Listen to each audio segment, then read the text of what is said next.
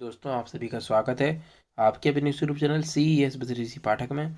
जैसा कि आपको पता ही, मैं एक CBCT मार्च एग्जाम की सीरीज़ लेके आपके सामने आया हूँ, जिसकी मैंने थ्योरी आपको करवाई है। जिसमें अपन हिस्ट्री के बारे में, उसके जो भी इतिहास था कंप्यूटर का, उसके बारे में अपन ने जाना। इनपुट आउटपुट डिवाइस के पिछले ही सेशन में हमने इनपुट आउटपुट डिवाइस को पढ़ा, पूरा रिवीजन किया विद डिटेल में। हमने एक्सप्लेनेशन और चित्र के साथ मैंने उसको आपको समझाया। और जनरेशन मनरेशन के बारे में मैंने आपको बताया। अब आगे की अपनी जो चीज़ है वो है स्टोरेज डिवाइस, उसके बारे में अपन अब बात करेंगे। तो जैसे कि आपके सामने अब लिखा भी होगा, मैंने लिखा भी है कि एक क्लास में मेमोरी का संपूर्ण निचोड़ आपके सामने मैं लेकर आया हूँ। तो इसको बिना बात किए चीज़ों को अपन शुरू करते हैं। और ज़्यादा से ज़्यादा चैनल को भाई सब्सक्राइब करें, ज़्यादा से ज़्यादा शेयर करें, लाइक करें, कमेंट करके ज़रूर बताएं कैसा लगा सेशन आपको। और जो भी कंटेंट की PDF है, ये मैं आपको टेलीग्राम चैनल पर प्रोवाइड करवाऊंगा। तो आप मेरे डिस्क्रिप्शन में जाकर टेलीग्राम लिंक को फॉलो कीजिए, उसको सब्सक्राइब कीजिए। हर चीज़, हर मतलब जो वीडियो मैं आपको बताऊंगा उसकी PDF आपको मेरे टेलीग्राम चैनल पर उपलब्ध कराई जाएगी। और जितने भी हो सकता है मैं इसके जो चैप्टर पढ़ा रहा हूँ उसके में जो बेस्ट क्वेश्चन हो सकते हैं, जैसे कि प्रिंटर सबसे ज़्यादा पूछे जाते हैं, तो मैं वहाँ से कुछ क्वेश्चन आपके लिए बेहतरीन उसका भी बना रहा हूँ, वो भी आपके सामने रिप्रेजेंट करूँगा। तो निश्चिंत रहिए भाई, वीडियो को स्किप जरूर ना करें, बिल्कुल पूरा देखें भाई, तभी आपको समझ में आएगा। तो बिना बात किए अपन शुरू करते हैं। आज स्टोरेज डिवाइस का अपना चैप्टर है, और आज मेमोरी मतलब की स्टोरेज डिवाइस अपन शुरू कर रहे हैं। ठीक है भाई, तो देखते हैं। मेमोरी मेमोरी दो प्रकार की होती है। कौन कौन सी? एक प्राइमरी मेमोरी, एक होती है अपनी सेकेंडरी मेमोरी। याद रखना भाई, मेमोरी कितने प्रकार की होती है? दो प्रकार की होती है, प्राइमरी मेमोरी और सेकेंडरी मेमोरी। में प्राइमरी मेमोरी दो प्रकार की होती है, उसमें होती है एक प्राइमरी मेमोरी भी दो प्रकार की होती है। वैसे तो मेमोरी दो प्रकार की होती है, लेकिन प्राइमरी मेमोरी की बात करें तो ये भी दो प्रकार की होती है, एक कैशी मेमोरी और एक मेन मेमोरी। अब मेन मेमोरी जो होती है ये भी दो प्रकार की होती है। सबसे ज़्यादा क्वेश्चन भी इन्हीं से बनते हैं, एक है रैम और एक रोम। तो हमने क्या देखा कि मेमोरी दो प्रकार की है, एक प्राइमरी एक सेकेंडरी। तो जो प्राइमरी है वो भी दो प्रकार की है, एक कैशी मेमोरी एक मेन मेमोरी। मेन मेमोरी भी दो प्रकार की होती है, रैम और रोम। रैम के भी दो प्रकार होते हैं। कौन कौन से? एक स्टैटिक रैम, एक डायनामिक रैम। ठीक है। स्टैटिक रैम मतलब इसे एस रैम भी बोलते हैं, एस रैम। और डायनामिक रैम को अपन डी रैम भी कहते हैं। तो इस चीज़ से बिल्कुल भी कंफ्यूज मत होना आप। एस रैम से हम, इसका हमने फुल फॉर्म यहाँ लिख दिया। एस मतलब होता है स्टैटिक, यानी इसको अपन एस रैम भी कहते हैं। और ये जो डायनामिक लिखा है इसे अपन डी रैम भी बोलते हैं। याद रखना, रैम दो प्रकार की होती है, एक एस रैम और डी रैम। ऐसा ही लिखा आएगा, मैंने फुल फॉर्म उसका लिख दिया कि लिखने में अपन को ज़्यादा दिक्कत ना आए। रोम दो प्रकार की होती है, एक होती है अपनी पी रोम, एक होती है ई पी रोम, एक होती है डबल ई पी रोम। इनके बारे में विद डिटेल आगे एक्सप्लेनेशन है, तो निश्चिंत रहें आप। ठीक भाई, बस वीडियो को आप पूरा देखें, आपको बहुत अच्छे से समझ में आएगा। सेकेंडरी मेमोरी भी दो अपने प्रकार की होती है। कौन कौन से? एक होती है सेकेंडरी मेमोरी, तो बहुत से टाइप की होती है, दो प्रकार की नहीं, सॉरी, ये तो प्राइमरी की बोल दिया मैंने। सेकेंडरी में एक तो आएगा मैग्नेटिक टेप, एक आएगा अपना मैग्नेटिक डिस्क। क्या? एक आएगा अपना मैग्नेटिक डिस्क, एक आ जाएगा अपना ऑप्टिकल डिस्क, एक आ जाएगा अपना फ्लैश मेमोरी। इतनी चीज़ें आएंगी सेकेंडरी मेमोरी में। किसमें? सेकेंडरी मेमोरी में अपनी इतनी चीज़ें आ जाएंगी। कौन कौन सी? एक अपना मैग्नेटिक टैप, एक अपना मैग्नेटिक डिस्क, एक अपना फ्लैश मेमोरी, एक अपना ऑप्टिकल डिस्क। ठीक है। ऑप्टिकल डिस्क में क्या होता है? तो भैया CD यानी कॉम्पैक्ट डिस्क, DVD यानी डिजिटल वर्सेटाइल डिस्क, VRD यानी कि ब्लूरे डिस्क, और HBD यानी होलोग्राफिक वर्सेटाइल डिस्क। इन सब के बारे में संक्षिप्त जानकारी आगे है। मैग्नेटिक डिस्क की बात करते हैं तो दो प्रकार की होती है, हार्ड डिस्क ड्राइव और एक होती है फ्लॉपी डिस्क ड्राइव, SDD और FDD। ठीक है। मैग्नेटिक टैप तो इसका कुछ बहुत ही कम यूज होता है, तो इसकी जो भी इंफॉर्मेशन है वो आगे है। ठीक है। इसकी इकाई को अपन क्वार्टर इंच कार्टेज में मापते हैं। इसकी इकाई मेमोरी टैप में जो एक एग्जांपल होता है क्वार्टर इंच कार्टेज, यानी इसकी जो इकाई होती है वो ये होती है। बस इतना ही है इसमें। खैर, अभी आपको अगर ना समझ में आए ये चीज़ तो आगे क्लियर हो जाएगी, निश्चिंत रहें। HDD यानी हार्ड डिस्क ड्राइव हो गया, FDD यानी फ्लॉपी डिस्क ड्राइव हो गया, ये होती है मैग्नेटिक डिस्क। फ्लैश मेमोरी की बात करते हैं तो फ्लैश मेमोरी में होता है अपना मेमोरी कार्ड और पेन ड्राइव। तो जो अपनी पेन ड्राइव होती है और जो अपनी मेमोरी कार्ड है, ये कैसे हैं? ये अपनी फ्लैश ड्राइव हैं। ठीक है। मेमोरी का चार्ट मैंने बनाया ही ऐसा है कि आपको आसानी से चीज़ें समझ में आए भाई। बनाने को मैं और कॉम्प्लिकेटेड कर देता, पर उन सब से कुछ नहीं होने वाला। चीज़ें अपन को कम चीज़ों में ज़्यादा चीज़ें अपन समझ सकें, वही मेन है ना। तो आशा करता हूँ, आई होप आपको ये चीज़ समझ में आई होंगी। आगे देखते हैं अपन आप इसको दोबारा भी देखेंगे वीडियो को। वीडियो अगर दोबारा नहीं भी देखना है तो आप मेरे PDF से पढ़ सकते हैं, पर वीडियो अगर एक बार को जरूर पूरा देखें बिना स्किप किए तो आपको बहुत सी चीज़ें क्लियर हो जाएंगी। आगे देखता हूँ, लिखा हुआ है प्राइमरी मेमोरी, जैसे कि उधर भी लिखा था और सेकेंडरी मेमोरी भी लिखा था। इनके बारे में पढ़ते हैं ये क्या होती हैं। These memory which directly connected with processor. जो प्राइमरी मेमोरी होती हैं वो डायरेक्ट कनेक्टेड होती हैं प्रोसेसर से, यानी अपन मान सकते हैं CPU से। तो जो प्राइमरी मेमोरी होती है डायरेक्ट अपने ये प्रोसेसर से, अपने जो मदरबोर्ड है उस पर जो भी चीज़ें हैं उससे अपने कनेक्ट रहती हैं। सेकेंडरी मेमोरी क्या होती हैं, those memory which indirectly connected with processor. ये इनडायरेक्टली कनेक्टेड होती हैं सेकेंडरी मेमोरी, जैसे कि CD है, DVD है। DVD अपन ने लैपटॉप या कंप्यूटर या डेस्कटॉप में जिसमें भी लगाना होगा अपन ने लगाया, तो बाहर से अपन ने कंप्यूटर के अंदर लगाया ना। जो प्राइमरी मेमोरी होती है रैम रोम, ये बाय डिफ़ॉल्ट ही कंप्यूटर के अंदर होती है, इनके बिना कंप्यूटर नहीं चल सकता। सेकेंडरी मेमोरी अपन बाहर से लगा देंगे, एक्सटर्नल मेमोरी भी अपन इससे कहते हैं, तो भी अपना काम चल जाएगा, है ना। प्राइमरी मेमोरी क्या होती है, तो यह मेमोरी जो प्रोसेसर से डायरेक्टली कनेक्टेड होती है उसे प्राइमरी मेमोरी कहते हैं। जैसे अपना रैम है, रोम है, कैसे मेमोरी होती हैं, ये डायरेक्ट अपने प्रोसेसर से कनेक्ट होती हैं। सेकेंडरी मेमोरी में अपना क्या आता है, सेकेंडरी मेमोरी तो एक्सटर्नल मेमोरी से डायरेक्टली कनेक्टेड नहीं होते हैं, ये डायरेक्टली नहीं होते हैं, हार्ड डिस्क के द्वारा कनेक्ट होते हैं। ये फ्लॉप डिस्क के द्वारा, CD DVD पेन ड्राइव, या इसे अपन पेन ड्राइव को USB FD ही बोल सकते हैं, universal serial bus flash drive. Pen drive को अपन USB FD के नाम से भी जानते हैं, ठीक है। इसे अपन फ्लैश मेमोरी भी कह देते हैं। जिप डिस्क हुआ अपना SD कार्ड। तो ये जो सारी चीज़ें अपन बाहर से कंप्यूटर के अंदर जोड़ रहे हैं, ये सारी सेकेंडरी मेमोरी हैं। प्राइमरी मेमोरी वही होती हैं जो कंप्यूटर के लिए बहुत आवश्यक हैं, इनके बिना कंप्यूटर चल ही नहीं सकता। भले ही अपन CD DVD पेन ड्राइव ना लगाएं तो अपन कंप्यूटर को चला लेंगे, लेकिन रैम और रोम का उसमें होना बहुत ज़रूरी है। यानी प्राइमरी मेमोरी बहुत आवश्यक है सेकेंडरी मेमोरी की अपेक्षा। आगे देखते हैं, ये वाली क्लास अपनी, ये वाला सॉरी हो गया पेज स्लाइड, ये वाले देखते हैं। वॉलेटाइल मेमोरी और नॉन वॉलेटाइल मेमोरी, बहुत अच्छे से इसको देख लेना, मोस्ट इम्पोर्टेंट है भाई। यहाँ से हर बार कुछ ना कुछ तो क्वेश्चन आता ही है। और भाई ये CBCD के लिए ज़रूरी नहीं है, कोई भी कंप्यूटर एग्जाम हो वहाँ आपको ये काम आएगा।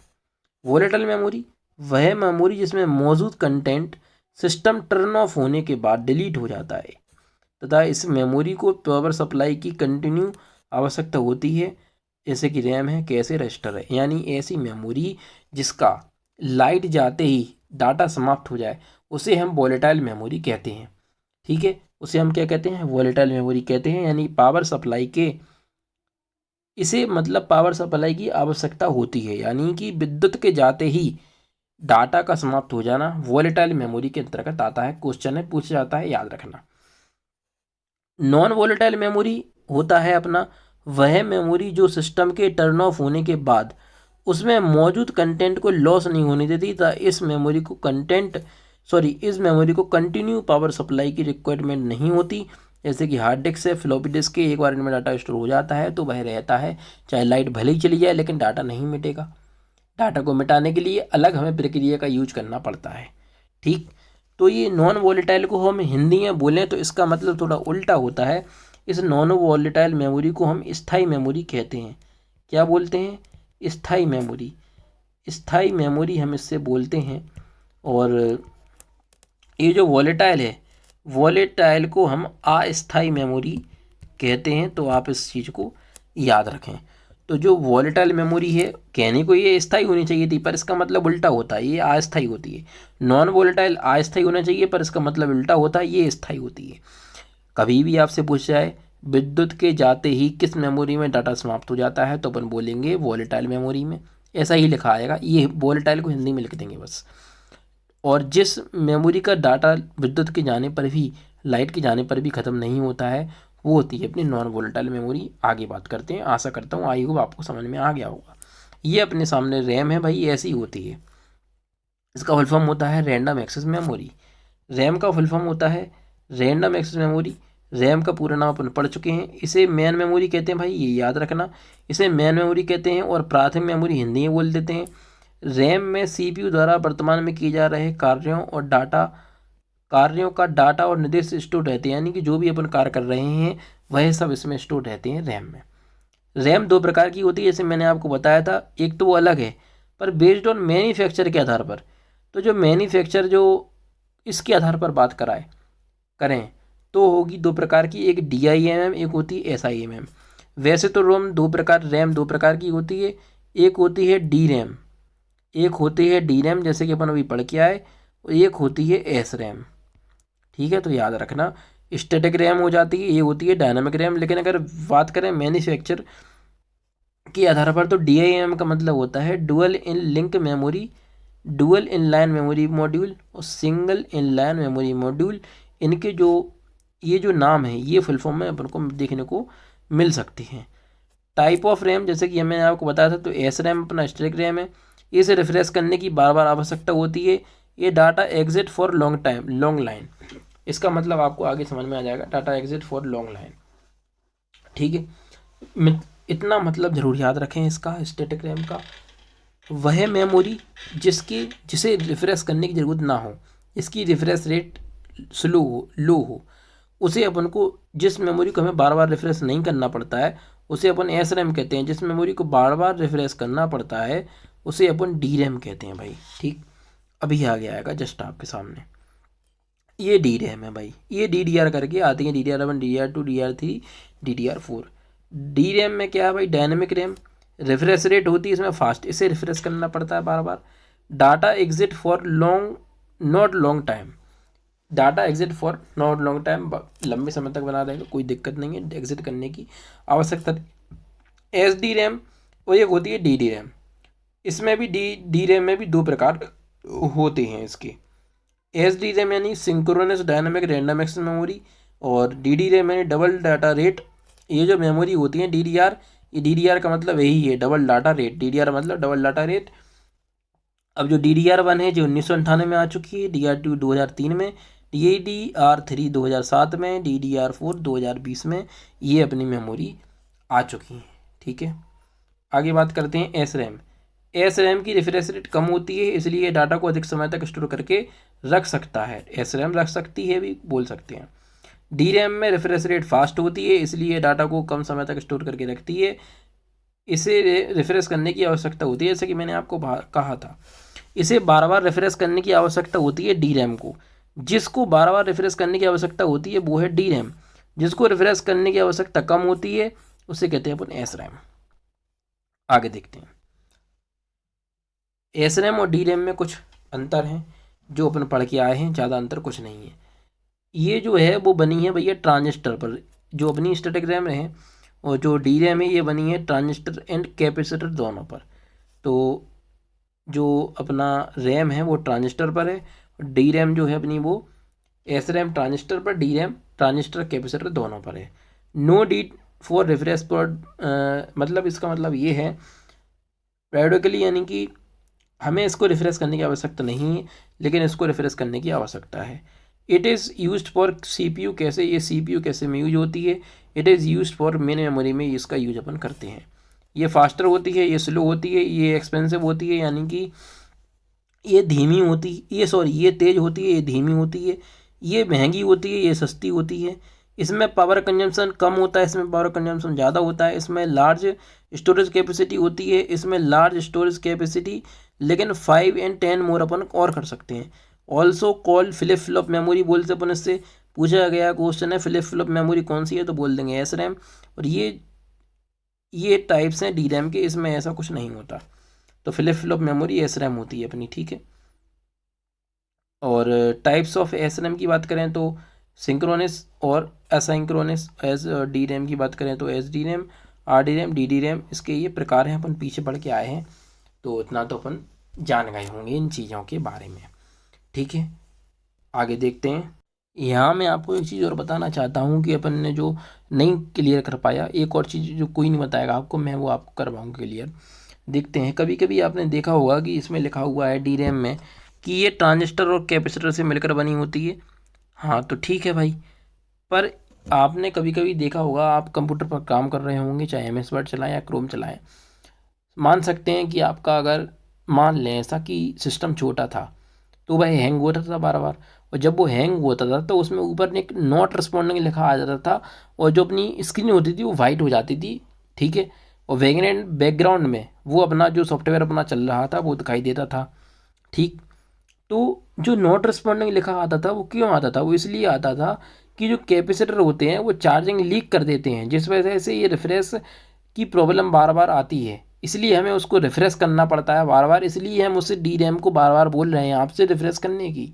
एस रैम में ऐसा कोई सिस्टम नहीं होता है, क्योंकि वो फ्लिप फ्लॉप मेमोरी है, तो इसमें रिफ्रेश करने की आवश्यकता नहीं होती है। डी रैम को रिफ्रेश करने की आवश्यकता होती है, क्यों?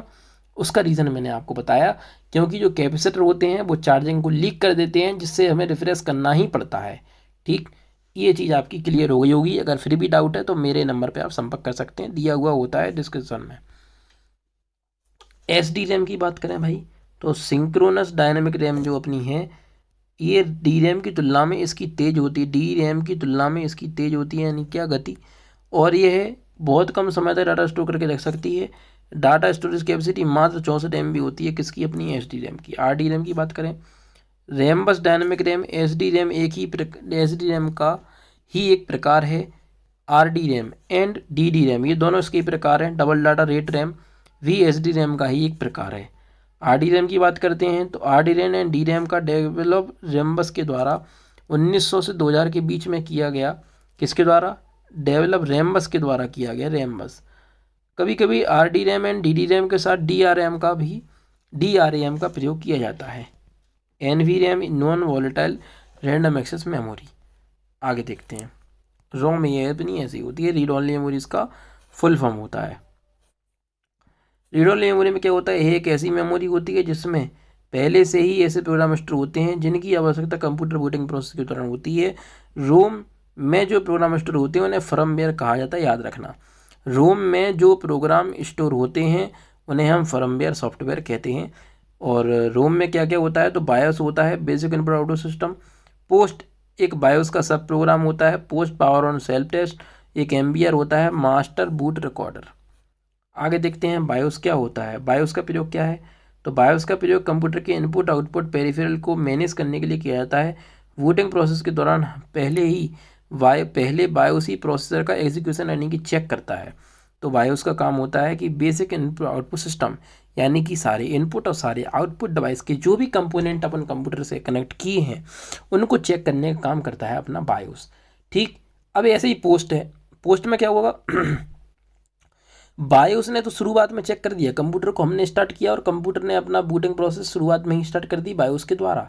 लेकिन कंप्यूटर चालू हो जाता है, उसके बाद पोस्ट अपना काम शुरू कर देता है, क्योंकि शुरुआत में तो बायोस ने काम कर दिया। वो बायोस का ही एक सब प्रोग्राम है क्या? पोस्ट। ये कंप्यूटर चालू होने के बाद की कंपोनेंट को देखता है। तो ये पोस्ट में लिखा हुआ है, इसका full form power on self test है। बायोस का पार्ट होता है जिसका कार्य होता है हार्ड डिस्क से रैम में ऑपरेटिंग सिस्टम की महत्वपूर्ण फाइल्स लोड होने के बाद, महत्वपूर्ण फाइल जो भी लोड हो जाएंगी उसके बाद ये काम करेगा। मैंने जैसे कि आपसे कहा, कंप्यूटर के पहले जो बूटिंग प्रोसेस में काम करता है वो बायोस है। कंप्यूटर के बाद जो बूटिंग प्रोसेस यानी जो भी कंपोनेंट को चेक करने का काम करता है वह अपना पोस्ट है। टाइप्स ऑफ रोम की बात करते हैं तो पीरोम यानी programmable read only memory, E PROM यानी erasable programmable read only memory, और डबल ई पीरोम यानी electronic erasable programmable read only memory. R O M का मतलब रीड ओनली मेमोरी है, थोड़ा सा सेंस आप भी लगाएं। पी रोम में क्या है भाई? एक ऐसी मेमोरी होती है जिसमें स्टोर किए गए डाटा को पढ़ा जा सकता है, उसमें परिवर्तन नहीं किया जा सकता। डाटा को पढ़ लेंगे लेकिन परिवर्तन नहीं कर पाएंगे। ई पी रोम में क्या होता है? स्टोर किए गए डाटा को मिटाया भी जा सकता है, और डाटा को मिटाने के लिए अल्ट्रा वायलेट रे का प्रयोग किया जाता है। इसमें डाटा को हम पढ़ तो सकते हैं, मिटा भी सकते हैं, पर हम यूवी रेज यानी अल्ट्रा वायलेट किरण का यूज करेंगे तब डाटा को मिटा पाएंगे, यानी बहुत मशक्कत करनी पड़ेगी। डबल ई पी रोम में क्या सुविधा आई? इसमें हुआ कि डाटा को स्टोर भी कर सकते हैं और मिटा भी सकते हैं इलेक्ट्रिसिटी के द्वारा। तो मोबाइल में सॉफ्टवेयर इंस्टॉलेशन के लिए डबल ई पी रोम का प्रयोग करते हैं, याद रखना। मोबाइल में हम जो रोम का यूज करते हैं वो डबल ई पी रोम ही होती है। वैसे तो ई पी रोम लिखा है, डबल ई पी रोम ही होती है, लिखा भी होगा इसमें। फ्लैश मेमोरी पेन ड्राइव जो होती है डबल ई पी रोम का मॉडर्न टाइप है। डबल ई पी रोम का अपडेटेड वर्जन अपन ने डबल ई पी रोम कह दिया फ्लैश मेमोरी का। जिसे इरेज एंड री राइट भी कहा जा सकता है। यह EEPROM रोम से फास्ट होती है, डेवलप्ड हुई थी 1984 में। PDF हमारे टेलीग्राम चैनल पे आपको मिल जाएगी, वीडियो को स्किप ना करें, बहुत सी चीज़ें आपको नहीं तो समझ नहीं आएंगी। रोम की डाटा स्टोरेज कैपेसिटी MB में होती है 4 से 8 MB पर चिप। तो जो रोम की जो डाटा कैपेसिटी होती है वो 4 से 8 MB पर चिप होती है, तो MB में होती है, इसकी याद रखना भाई। CD-ROM, जैसे कि आपको दिख ही रहा होगा CD का चित्र। CD-ROM मतलब कि यह रीड ओनली मेमोरी होती है, जिस पर डेटा को एक बार लिखा जा सकता है और इससे अधिक बार पढ़ा जा सकता है, ठीक है, लेकिन मिटाया नहीं जा सकता। डाटा को लिखा जा सकता है, एक से अधिक बार पढ़ा जा सकता है, लेकिन मिटाया नहीं जा सकता, इसलिए अपने से CD-ROM अपने से बोल दिया। CD यानी compact disc read only memory. क्या? CD-ROM का मतलब होता है compact disc read only memory. Data को एक बार लिख देंगे, पढ़ नहीं पाएंगे। सॉरी, डाटा को एक बार लिख सकते हैं, पढ़ भी सकते हैं, लेकिन मिटा नहीं सकते। CDRW में कॉम्पैक्ट डिस्क रीराइटेबल बोलते हैं, EEPROM के सिमिलर होती है। M-ROM की बात करते हैं तो M-ROM developed in 1995, data storage capacity जिसकी 16 MB है, और रैम एंड रोम को IC चिप भी कहते हैं। रैम एंड रोम को IC चिप भी कहते हैं। आगे देखते हैं, ये अपनी सेकेंडरी डाटा स्टोरेज आ चुकी है। सेकेंडरी स्टोरेज डिवाइस वे डिवाइस होते हैं जिनका प्रयोग डाटा को स्थायी रूप से स्टोर करने में किया जाता है। तो भैया कभी आपसे पूछा जाए रैम है रोम है, जो रोम ये एक स्थायी मेमोरी है, रोम एक स्थायी मेमोरी है, और अगर रैम की बात करें तो वो एक अस्थायी मेमोरी होती है। रोम यानी स्थायी, यानी कागज पर पेन से लिख देना, तो वो स्थायी हो जाएगा, मिटा नहीं पाएंगे आप। कागज को पेन पर एक बार लिख दिया आपने, कागज पर पेन से लिख दिया, तो मिटेगा क्या? नहीं मिट सकता। ऐसे ही रोम का सिस्टम होता है, ये एक स्थायी मेमोरी होती है, इसमें लिखा गया डाटा मिटाया नहीं जा सकता। मतलब अपन ये मानते हैं कि इसमें एक बार डाटा अपन ने स्टोर कर दिया तो वह सेफ ही होगा, और रैम में स्टोर कर देंगे तो वो खतरा ही रहेगा, ठीक है। तो रैम जो अपनी है वो एक अस्थायी मेमोरी है, रोम अपनी स्थायी मेमोरी है। यह मुख्य मेमोरी भी होती, मुख्य मेमोरी से धीमी होती है, इसमें बड़ी भंडारण क्षमता है, यह सस्ती होती है। सेकेंडरी मेमोरी स्टोरेज डिवाइस ये एक्सेस समय अधिक लेती है, ठीक है भाई, एक्सेस समय इसका अधिक होता है सेकेंडरी का। मैग्नेटिक टेप क्या है? तो यह एक ऐसी सेकेंडरी स्टोरेज डिवाइस है जिसका प्रयोग डाटा को स्थायी रूप से स्टोर करने में किया जाता है। इस स्टोरेज डिवाइस में एक रील का प्रयोग होता है, जैसे कि ये पुराने ज़माने में होता था, जिसकी सतह पर चुंबकीय पदार्थ का एक लेपन किया जाता है। इसकी डाटा को स्टोर करने के लिए क्षमता कम होती है। तो भैया धन्यवाद, आपने मेरी वीडियो को देखा। मेरी वीडियो को देखने के लिए आपका बहुत बहुत धन्यवाद। आप चैनल को सब्सक्राइब जरूर करें, लाइक करें, कमेंट करें, जैसा भी लगा हो बताएं। और ये मेरा नंबर है, इस पर आप संपर्क कर सकते हैं। टेलीग्राम चैनल को ज्वाइन जरूर करें। धन्यवाद।